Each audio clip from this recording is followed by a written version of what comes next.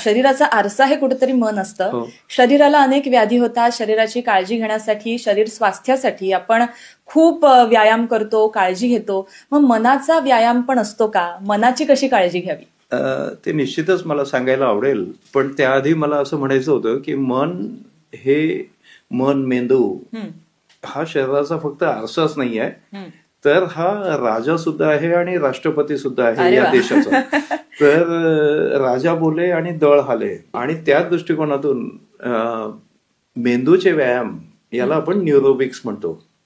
म्हणजे सुयोग्य होमिओपॅथीच्या एलेम्पोटेन्सी उपचारासोबत आपण समस्यांपासून लवकर मुक्तीसाठी शक्ती, युक्ती आणि भक्ती सांगत असतो. अच्छा. आणि ती असते आहार, विहार, आचार आणि विचार याबाबत. तर मग आहार कसा असावा, मन आणि जसं अन्न तसं मन. तर विशिष्ट प्रकारचं जे अन्न असतं ते मनासाठी साधक असतं आणि विशिष्ट प्रकारचं बाधक पण असतं.